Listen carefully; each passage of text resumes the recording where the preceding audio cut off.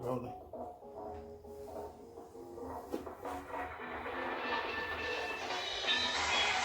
Back at it. With the experience that you guys know as the Don Core and Dricanhippie show, we are your hosts. Don Core. Dricanhippie back at it with another quarantine sports edition, volume 4, 3. Trace. 3. Tracy. Good, my guy. Regular shit, man. You know what I'm saying? Getting into sports talk. Yeah, man. I hope you guys just absorbed all the information and everything we gave y'all, entertainment we gave y'all with the last episode. But we back at it with another sports edition, man. I love that this quarantine has gave us the time and space to talk our sports shit, you know what I'm saying? And we taking our vibes into the sports world, because a lot of people been telling us to do some episodes like that, you know what I'm saying? So I just want to keep it flowing with these sports editions, man. So it was good, and it's a good time, because we just had the NFL draft, all this extra shit, you know what I'm saying? So it was good, cool. I've been kind of primed on sports talk today because I've been in this whole Michael Jordan, LeBron shit. Mm-hmm. Thanks to the Last Dance airing about a month and a half early. Yeah. Probably 2. So that's where you want to start that? The Last Dance, since we would have been talking about basketball playoffs at this moment? Yeah, we supposed to be at least... Second round. What's today, the 28th? Yeah. Second round. Most first rounds closed. Yeah, unless it was game 7. You know what I'm saying? So... But, definitely second round right now. So, no. I don't want to start there because it's going to get in depth. Let's start with the draft. So let's start with the NFL draft since... Which was brand new this year. Yeah, it was pretty cool too. It was dope, you know what I'm saying? They did the virtual thing where everybody was from their home. You got to see like certain coaches, they had their kids sitting next to them, and they even had their kids, like the Jets, they had their kids announce the picks and stuff like that. I thought it was cool to see the college kids or college young men be drafted and be home with their family. Their family and loved ones, you know what I'm saying, that really express how they feel. Yeah. Instead of waiting, pay home up your ass, waiting in the green room and shit. Yeah. You're more comfortable, you're not embarrassed, you don't feel like people's eyes are all over. It was cool because even Roger Goodell, he was like, alright, we get into the first pick. But I know as much, I love this part of the draft as much as all of y'all love this part of the draft. So put it on my screen, and he put all the different fan bases, put the volume up. Everybody was like, boo, boo. So I thought that was cool because he really embraced that. He always embraced that. So I thought that was cool. But, oh, somebody racing. You good? You got it under control? So I thought that was cool. But then the draft picks came in, and let's get to the draft picks. The first pick, of course, was Cincinnati. They took Joe Burrow. Joe Burrow. Yeah. That boy Joe. They said Adam Schefter said that he been reading their playbook for like a month and a half now. Because he knew what it was. Yeah, There's no way they could pass on him, bro. They said he ready to take the starting position. And then they drafted some wide receivers throughout the draft. I think they drafted an O-lineman. So hopefully he could bring their fortunes to a different height. You know what I'm saying? What fortunes they have? Nothing. I'm just saying he could change their fortune. You know what I'm saying? They got bad fortune, man. Yeah, because I'm I a hope Steelers so. fan. I like Joe Burrow. I like Joe Burrow, and I think he'll be all right. I think he'll be all right. He's good. The kid's good. But you in the AFC Central, so. But it's reshaping. It's reshaping. I mean, Baltimore's still the same defense. They still get dirty on defense. But Pittsburgh is still. Pittsburgh is Cleveland is Cleveland. They went some trades and stuff that we spoke about earlier. Past see what happens. See what happens. I like it though. They still got AJ Green. They just signed him to a 1-year deal. They still got Boyd. They still got. But you said Boyd? Yeah. Yeah, I like him. They still got their running back. I forget his name, but he nice. Shell. Come on, too much dead space. But I think they're gonna be a good Their defense probably need to step up a little bit, but they got some draft. Because I want to say Bernard, but it's not Bernard. They got some draft picks. Then we got some draft picks. Mixon. He's nice. That's their running back. And then let's just go to certain picks that I felt was nice. Joe Mixon, yeah. JoJo. The JoJo connection. Y'all drafted a lineman because y'all had y'all had the 4th pick. Y'all drafted the big dude from Ole Miss, something like that. No, I forget what school it was. I forgot what school, but he big and he throw people around. He's gonna be there for 20 years. So I feel like that's something that y'all needed for Daniel Jones and Saquon in the back. My son Saquon Barkley, I liked him a lot. Yeah, the Jets drafted an offensive lineman as well. We needed that years ago, though. I feel like they passed on tons of. I don't know if you remember that, and that shit pissed me off. They passed on him because he smoked weed, bro. Oh yeah, remember that whole story when he had the face mask, the gas mask? I don't know where he at right. I think he in Baltimore. I believe so. Because he got drafted by Miami and then he got traded. So I think Buffalo or Baltimore. One of them. It's a B. Yeah. Well, yeah, we should have him, bro. We had Eric Flowers, but he was all the way tried. Yeah. Now he got a ring. Now he got a ring because he went to New England. No. Where he went? Kansas City. Kansas City. All right. Who else was a high draft pick?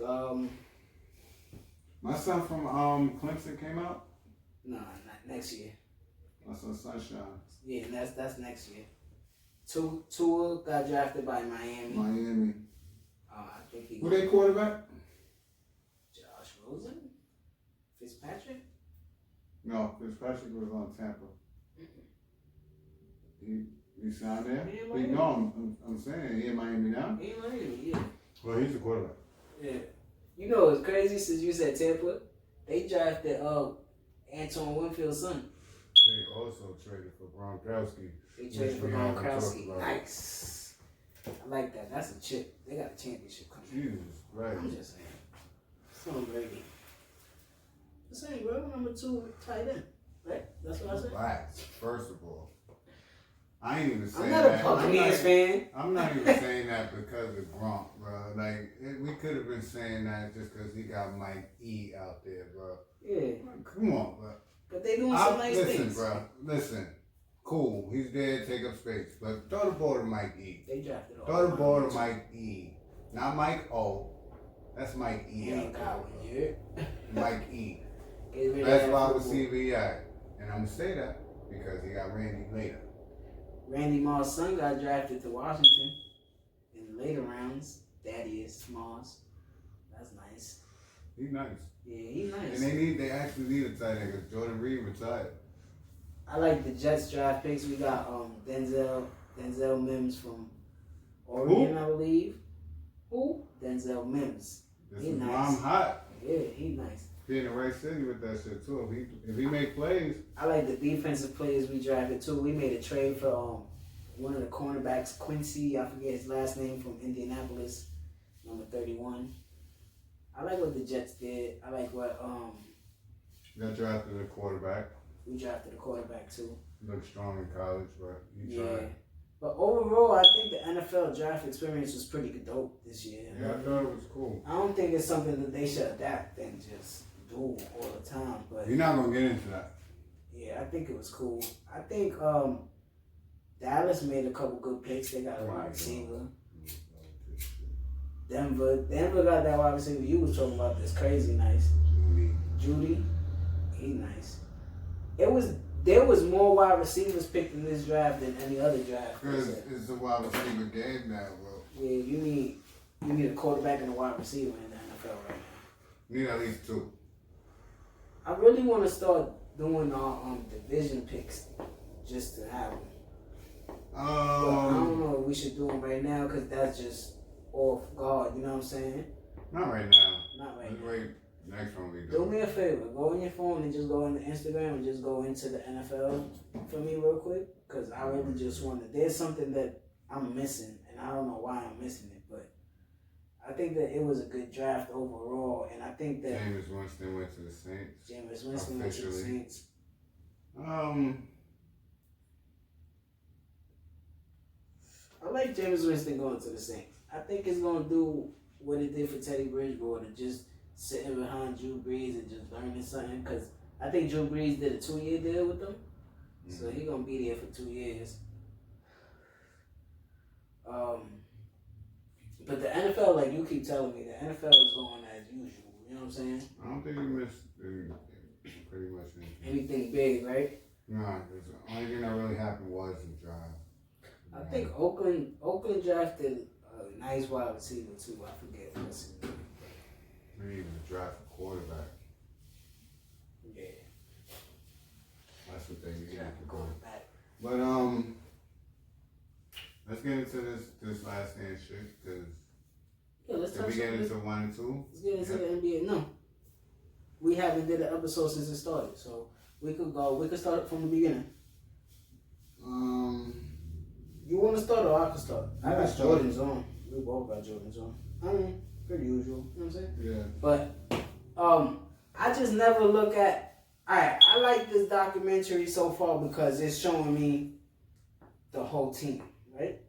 I understand how they mixing it. Like they'll go back to his childhood. They showing it's Jordan's documentary. You know what I'm saying? But they showing you that he had a team. You know what I'm saying? Yeah. Like, and his team was something that helped him. And he brought into that. Yeah, he bought into it. But then the behind the scenes with Jerry Krause and all this other shit is like, whoa, y'all disrespectful ass athletes. You know what I'm saying? Like it's the shit I always told you about that nigga, right? Yeah, so I don't look at Michael Jordan with let's call it Bulls red colored goggles. You know what I'm saying? Like I don't look at him through that. I just look at him through my spectrum of watching the NBA and studying it how I study it, right? Mm-hmm. I know I know he's super nice. I understand everything he did. But I just want to touch on everything else that... Damn near immortal. Yeah, that's how people paint it, right?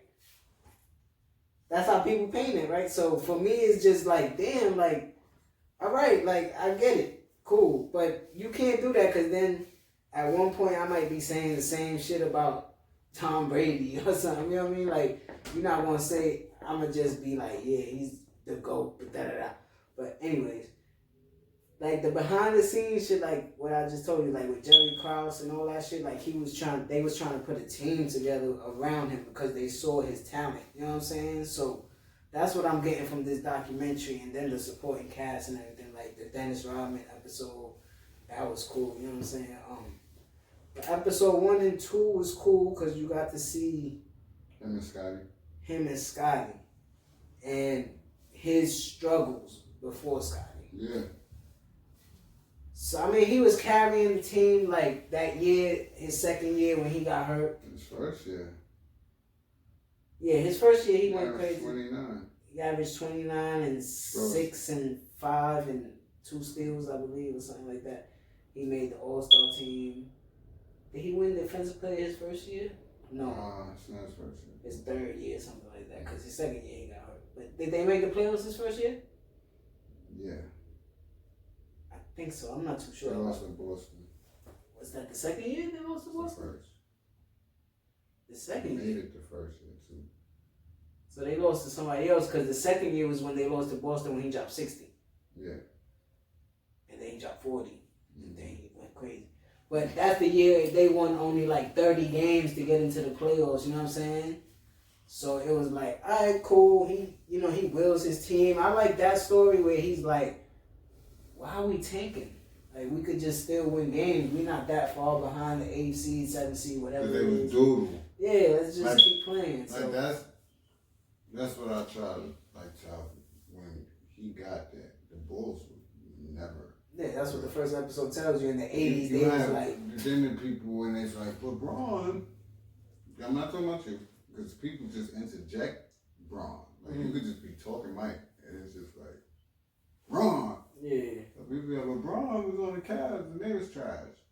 The Cavs wasn't always trash. Mm-hmm. What? No, you bugging now.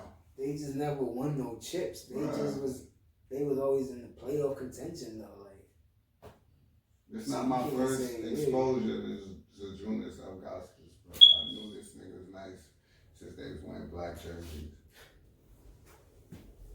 I'm just saying, the jerseys changed LeBron's first game with the burgundy. If anybody remembers, I was gonna buy one because I thought it was dope. So my opinion on it, shit, just it'd be different, but I like this documentary because it's showing a lot of these new, like, basketball fanatics, the history that they don't know. Yeah. Like, it's not the highlights and the stats that you Google. This is the actual facts. This is how it went. You can't paint it no other way.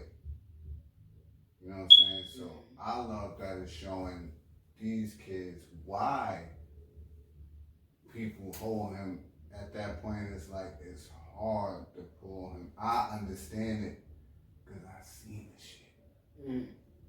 I seen it. So it's like, oh, I get what niggas saying. And then I look at Bron and it's like, I get it. You know, LeBron is great.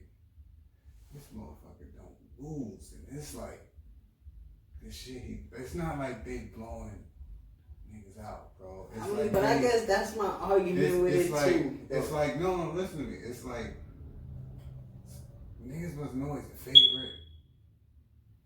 Even in the times when they were winning championships, not even the second three-peat, the first, it wasn't always a favorite, bro.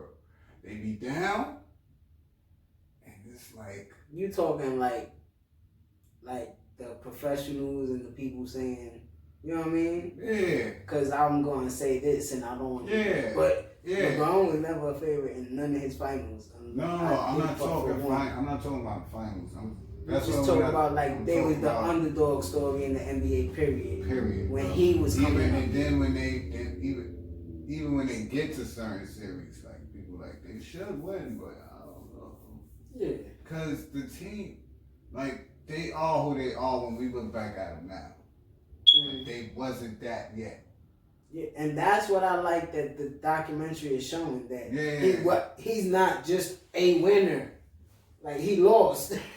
He lost sometimes, you know what I'm saying? Like he missed the free throw in the playoffs. He missed the free throw in the playoffs to lose the playoff series. You know what I'm saying? Not to lose, he could have changed that series if he makes the free throw. Yeah, so it's like, stop painting to me that this nigga's Jesus, first of all.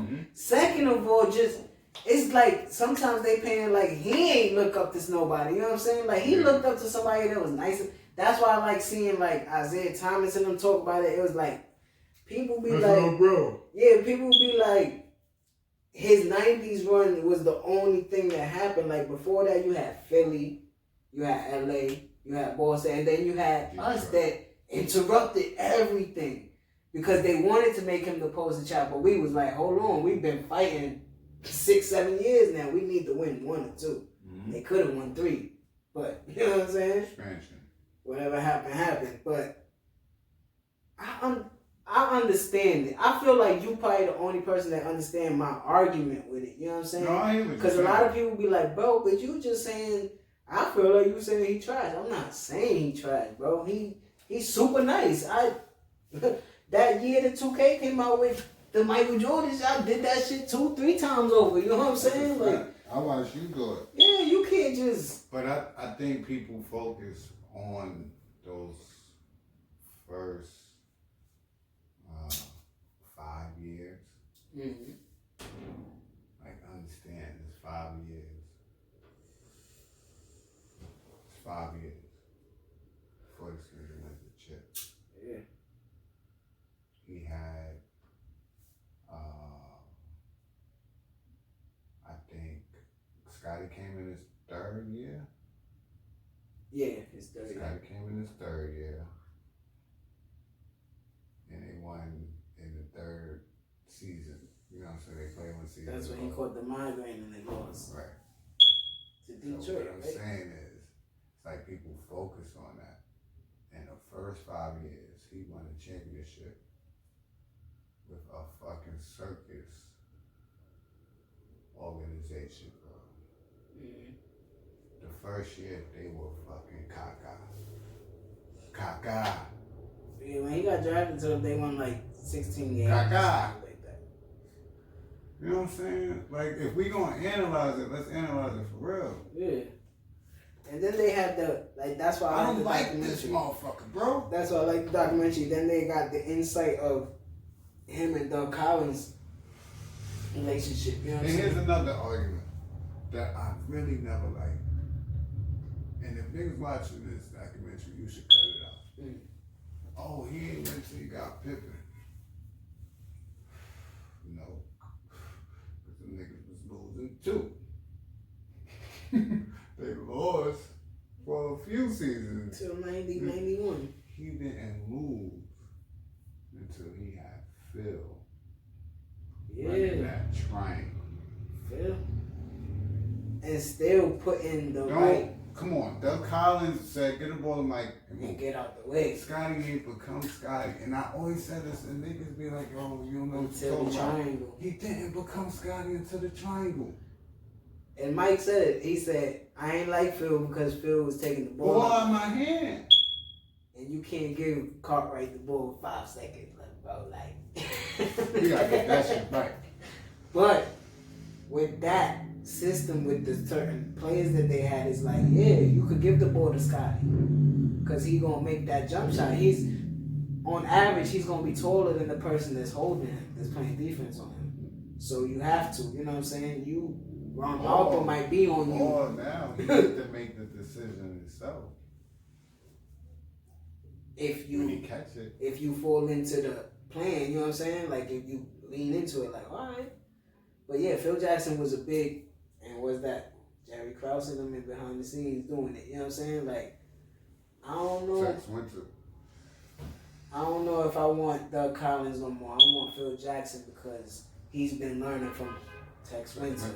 And that's probably the best basketball mind I ever saw. So that's what I'm getting from the first 2 episodes. You know what I'm saying? I'm like, all right, I'm seeing the dynamics behind the scene where they three. That's like 3. Where they like, we got something here that we need to build around. You know what I'm saying? So then when you start bringing the sharpshooters like the Paxtons and all that in there, you know what I'm saying? They were there. Yeah. And that's what I'm saying, Natch. They were there. B.J. Armstrong, Horace Grant, they were there. It's the next one with Rob and lonely Tony Cool coach them getting more burn. But the early one was the pickup of Scottie Pippen. Was the team. Yeah. And they had to trade what's his name? Who? Knicks. Oh, Charles Oakley. They had to trade Charles Oakley just to get like a little tightened up. You know what I'm saying? Like he a star. Charles Oakley is give me the ball too. You know what I'm saying? He's a defender and all that. He was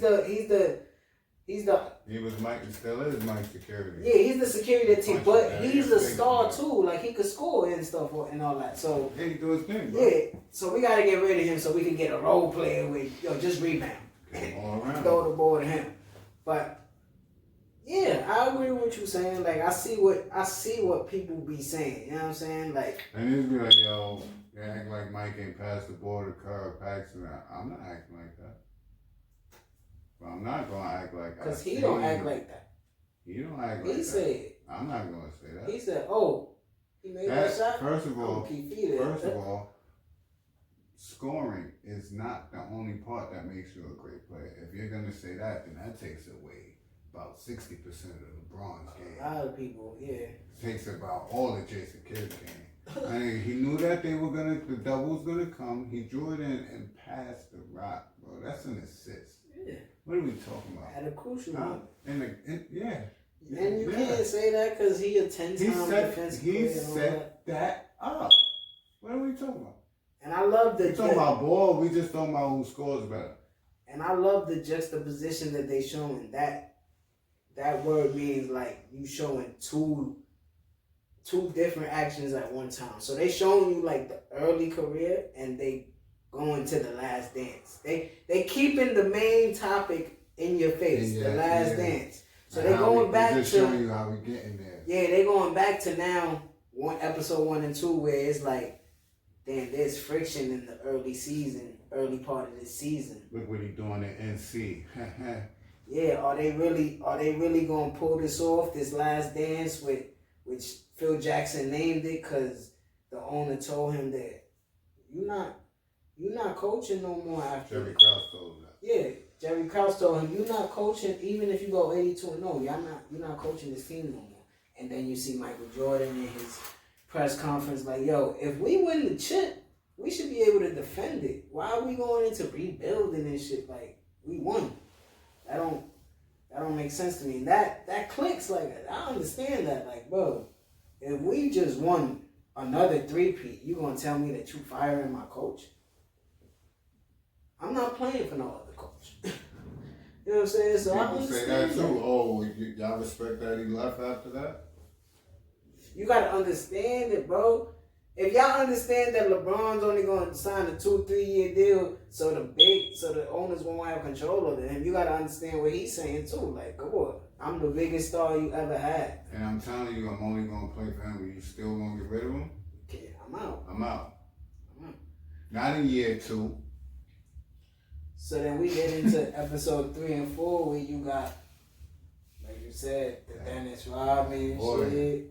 I like Dennis Rodman, man. I love Dennis Rodman. But I don't know why I feel like he's underrated in conversation.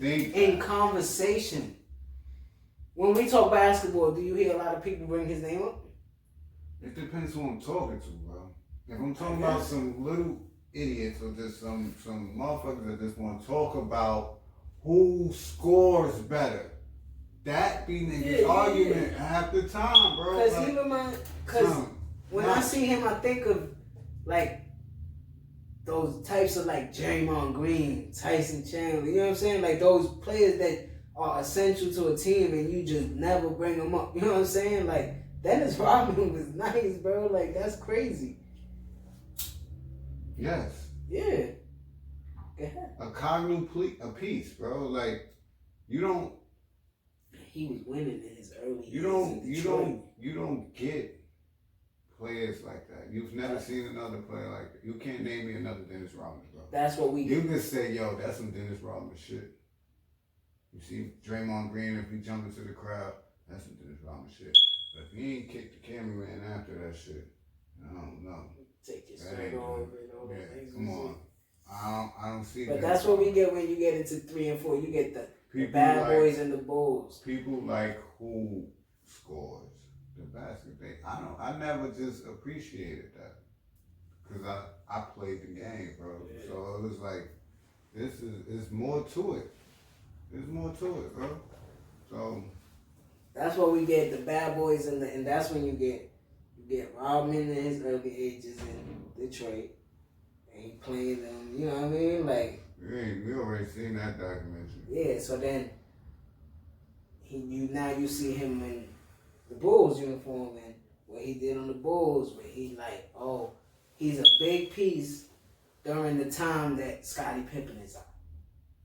And he feels a part of the team now. He's like, oh yeah, it's me and Jordan. You know what I'm saying? Like, yo, they gonna do this, they gonna do that. Even when he broke down, like, I go when they doing shoot-arounds, like if Mike just shooting around by himself, I'll go there and rebound just so I can know how his shot comes off the rim. He said he was breaking down the science of it. I was like, yo, he's wild right now. Yeah, dog, when he shoot his spin. If they shoot from this sideline, it's going to go this way. From that side, it's going to go this way. Free throw, it depends on how the ball. It makes sense to me because Dennis Rodman was undersized. Yeah. But so you got to know how to get to that basketball. It's a science to that rebounding shit. He's the first person that I've seen have 20 rebounds and no points. He had 20 rebounds and no points. And I saw a crazy stat. He had 20 rebounds for all 3. He had his 20 rebounds for all 3 seasons. He was with the Bulls or something like that. Yeah, he was getting crazy, bro. I thought that was like remarkable, son. Yes. Like to not score a point to not score a point and not have no intentions of scoring. Yeah. And to just make, because I don't think people and that's like really the genius. That's like genius. thinks about it and looks at the game. For every rebound, that's a possession taken. Mm-hmm. There's no second chance. If he got 15 defensive rebounds, bro. Yeah. He done stopped their possession 15 times. That's a plus minus of probably 50 some points, bro. Yeah. So you're stopping them and you gaining. And if he getting offensive rebounds and just passing it back, niggas saying threes. And you know out of 20 is at least 7, 8 offensive. He wide open, just passing it out. Don't give a That's fuck. the genius you see in basketball, like the genius you'll see from a Jason Kidd from past 0 points with 20 something assists. Like I didn't want to score. I passed the ball and we did something. But it also shows you their first championship and how they get through part 3 and 4 goes into that. Then you get how Mike motivated that team to come back the next year and win. They didn't go out. They didn't get nobody. He didn't leave. the Jordan rules made him go into the weight movement. You know, put some weight on. And get crazy. He said I could throw my weight around with Came him. back and got crazy with niggas, bro. Played them. And then when they get past Detroit, they like their whole team is like, all right, let's see what we could do against the Lakers in game 1. Oh, we barely lost. Then they just swept the rest of the games. Cook. 4 games. Cook food. And they ain't look back after that. Yeah. So that's where we at, part 3 and 4. And man, no bullshit. Stopped himself from possibly winning 7 straight championships. Eventually you'd have lost one somewhere. Yeah, he You say took it's off. 7. You say it's 7. Yeah, he took off his loss. I don't know. I'm saying, like, you think he would have just went to 7 straight and not went to another finals? I'm saying eventually he would have lost the finals somewhere. I think if it would have carried on the way it did, what we seen in the Last Dance, and no, Krause was getting rid of Phil Jackson after that year anyway. Was that 97, 98? Mm-hmm. He took off one in the middle of a 6-feet, bro. Yeah. Who won the chip 98, 99? San Antonio? Then you get into the Kobe and Shaq. So if that team was still together, you think they would have won the chip somewhere? He'd have retired anyway, bro. We don't know. He was playing in 2002. You think if Krause would have kept the team? Yeah, I'm just saying if shit would have just kept going and like you saying I'm he just wouldn't have saying retired. No, he wouldn't have retired. But I'm saying like they wouldn't have Eventually stopped they'd at have 7. Some like probably 8 or 9. Like 2 years after that crazy run, he still probably would have went to a final somewhere and he would have lost to the Spurs. I don't. That next year. He probably would have lost to Shaq or Tim Duncan somewhere. You think if he on 7, we just speak hypothetically. They want to say he'd take that year off. 7. He'd play the Spurs. I think so. Somewhere along the line he would have lost. I'm just saying. So get it while it's hot and get out the kitchen. You know what I'm saying? I understand that. You know what I mean? I'm just saying, like, because it's not that far removed from Kobe and Shaq 3-peat. That's 2000, right? Yeah. That's 2 years after. Three basketball seasons after. That's not far removed. And he already played Shaq. He still would have been cooking the East. That's what... Who knows? No, he would have. You think of who's coming out? The Knicks came out. The Knicks came out against them, and Indiana came out against the Lakers for their first chip. And somebody else. But you still got... You missing one. Who was their first chip against? We said 3 seasons. And then after that was New Jersey. But think about it, because you still got AI with the Sixers, Ray Allen with the Bucks and shit like that. So I don't know. I'm just saying. Who knows? We got to close this episode out real quick because that's episode 4 and 5. So I'm getting a lot of stuff from behind the scenes. You know what I mean? That's that what we I should do be getting. if you looking at that aspect differently, because it's a lot more to it than. That's why I used to tell you it's a lot more to it than just the game, bro. Yeah. You know I know that. You know what I mean? So I appreciate the documentary for showing me everything. I love the writing on the documentary. I love the production of the documentary. I'm just a huge LeBron fanatic, so you know what I mean? That's where my bias is always gonna lay, and I'm never gonna. I don't care. You know they did the top 50 list over? That's what's up. I'm surprised nobody knows this. That's what's up. I'm gonna look through it and see what's up. We'll talk about that.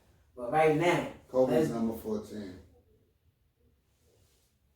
Decent, right? This is the argument I be trying to have. Decent, because people don't know how to lay people. Come on, let's do this. We're gonna do our. Hopefully, I would love for people to just go back and critique our top 5 list. You know what I'm saying? I'm gonna do a little edit and cut all of them together for the NFL, and y'all can critique our list, right? So let's start the NBA top 5s, right? We're gonna start with point guards. Okay. You got yours? You ready? I'm gonna do mine first. I thought I did this already. No, we ain't do top 5 point guards on the show yet. Okay. So I'll do mines and you just critique mines and then go off it. Alright? Okay. Let me clean mine up real quick. I already got it though. At 5. Okay. And now you know I hate this guy. Like, not hate him, I don't know him. I just really don't like his game per se because he don't win, I guess. Chris Paul. I'm gonna put CP3 at 5. Right? Ooh. Boom! At 5. CP3. We already starting controversial with Knox list, right? Top 5? At 4. Louise. At 4, I'm gonna put that white man from Utah. John Stockton, right? Yeah. Hey. Leads the NBA in assists, all that extra jazz, you know what I'm saying? No pun. Number 3, Isaiah Thomas. Alright? Zeke.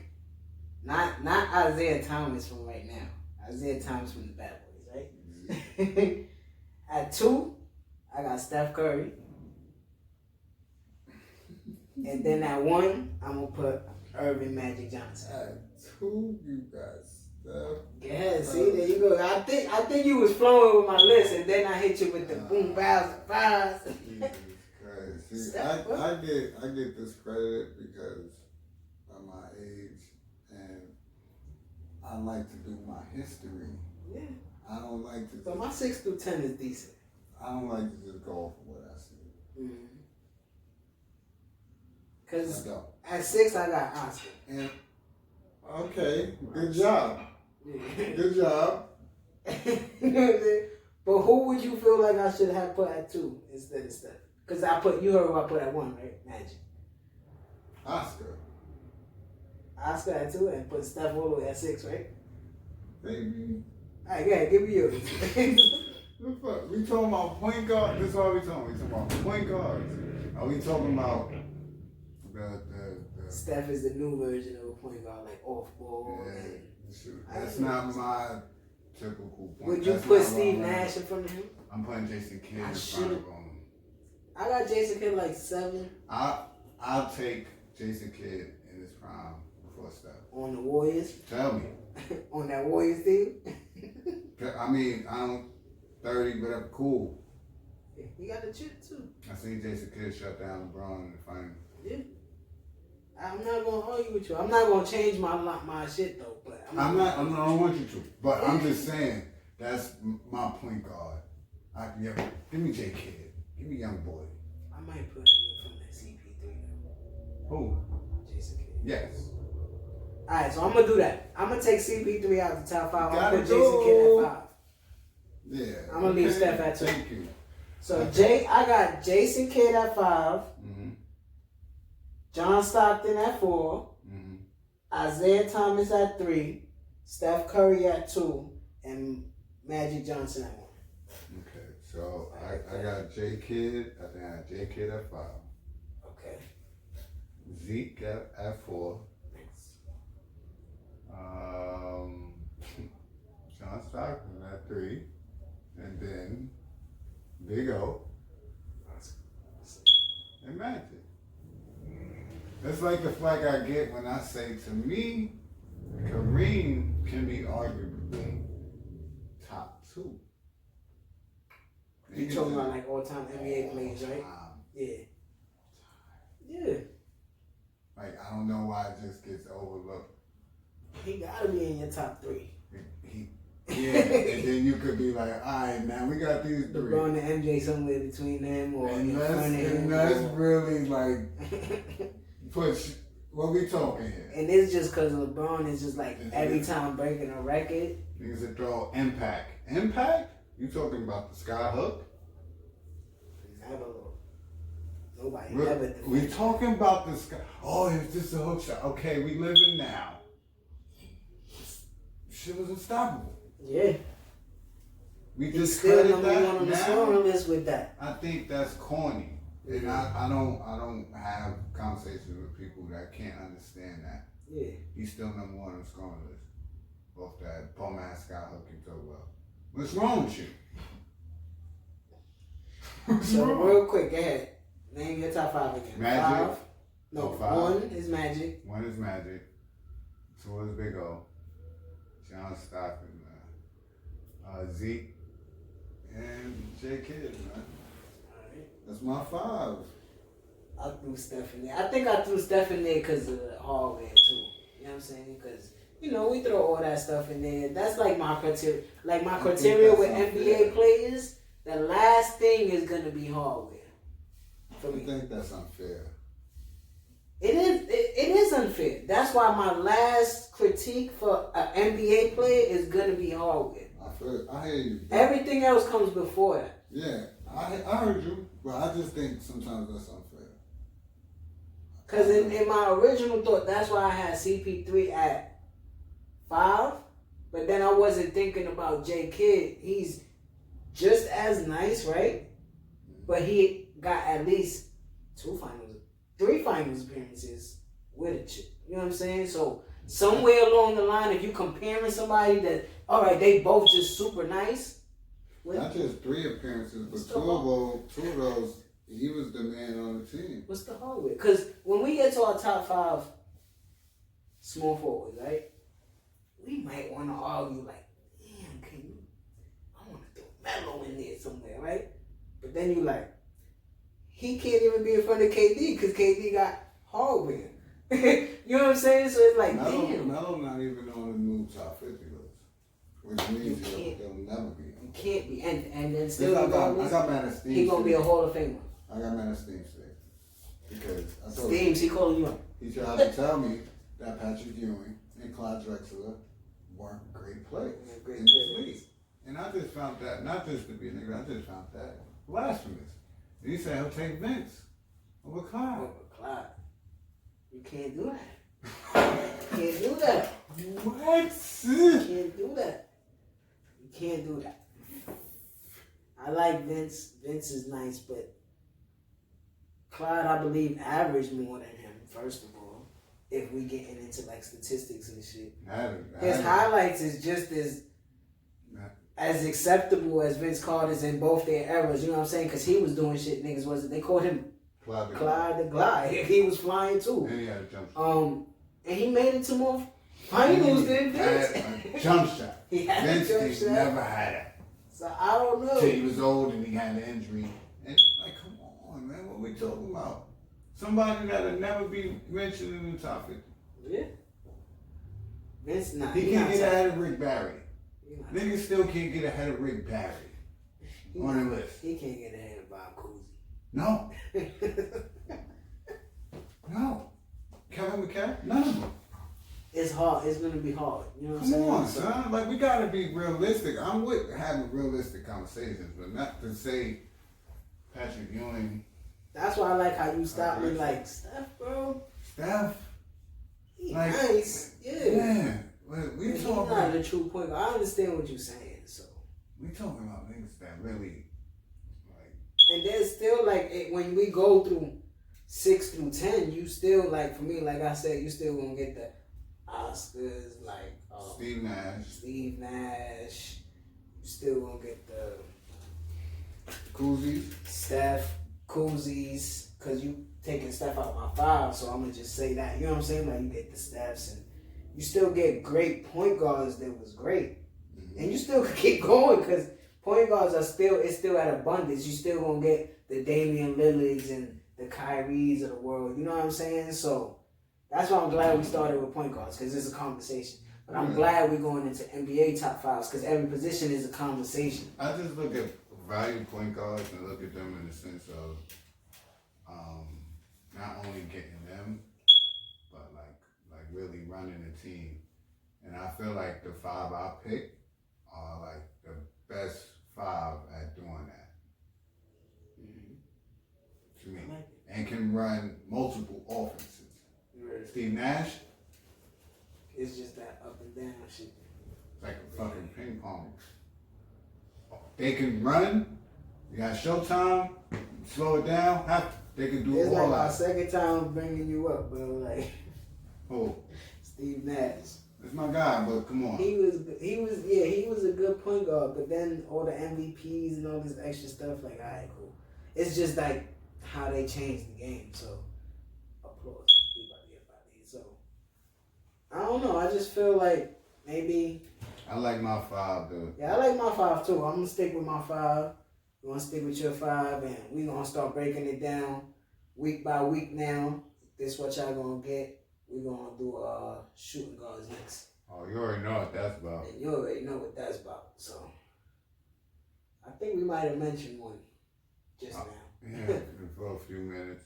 Yeah, top 5. So, for Don Core is Dricanhippie, and I hope that everybody's staying safe out there once again, you know what I'm saying? Just stay quarantined.